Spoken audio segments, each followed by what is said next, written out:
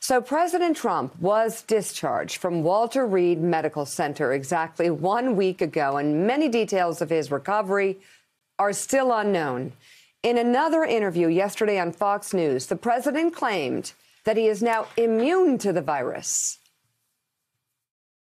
The note that you have revealed from your doctor, which says you are no longer considered a transmission risk, does this suggest you no longer have COVID, sir? Yes, and not only that, it seems like I'm immune. I passed the highest test, the highest standards, and I'm in great shape. And I have to tell you, I feel fantastically. I really feel good. And I even feel good by the fact that, the word immunity means something. Having really a protective glow means something. I think it's very important to have that. Protective glow.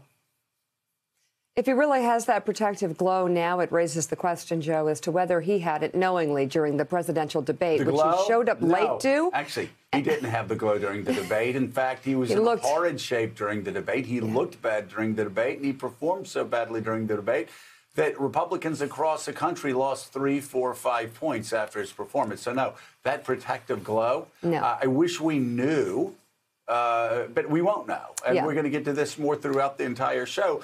But Donald Trump, Lindsey Graham, Charles Grassley, Republicans all refusing to take tests because, well, they just want to steamroll ahead with things, with campaigns, with hearings, and they really don't give a damn whether they're putting their staff, whether they're putting fellow senators, whether they're putting the entire institution and themselves at risk. It's worth pointing out that the note released on Saturday night by the president's physician, Dr. Sean Conley, didn't mention anything about immunity or a glow.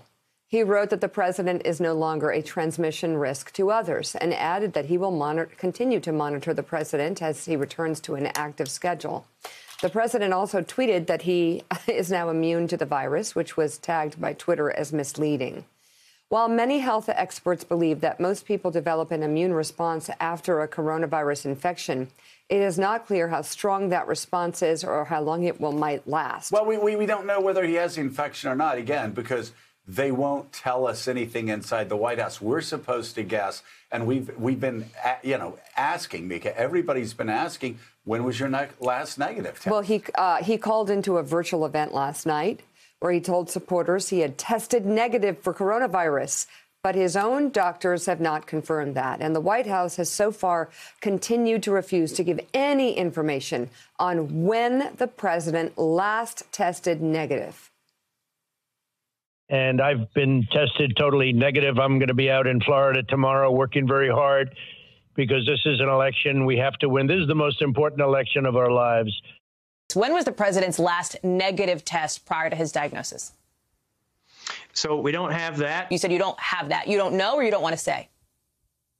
So we don't have that. I don't personally know. Right. What does that mean? Have you asked, Brian? I think Wednesday you said you're going to look into that. So Hallie, the president doesn't check all of his HIPAA rights at the door just when he becomes president. So it's a privacy thing then, the reason why you're not saying the last negative test?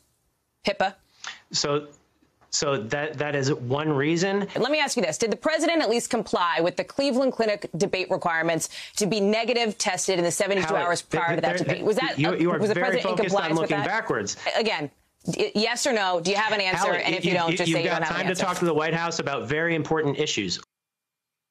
Actually, good job, Hallie. Focused on looking backwards, Joe, once again, because I'll tell you, there's a lot of questions, obvious questions, about whether or not the president was completely contagious during the presidential debate, putting former Vice President Joe Biden, his family, his own family, putting everybody there, members of the media, at risk, putting his team at risk of having coronavirus so he could get up on that stage and bloviate and run over people and interrupt and look sick.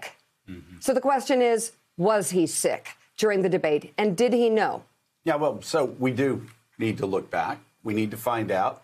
Whether Donald Trump knowingly went on stage and knowingly went on stage knowing that he had a disease that could get everybody in there, including Joe Biden, sick. We need to understand that also because of his family members who arrogantly took off their masks against the Cleveland Clinic rules. Again, these are people turned them down when they were offered these masks. These are people who Republicans, I guess, feel like they live by their own standards. Mm-hmm. They live by their own rules with a nation that's combating a coronavirus that's killed over 215,000 people, mind you. I mean, that's over 3 Vietnams.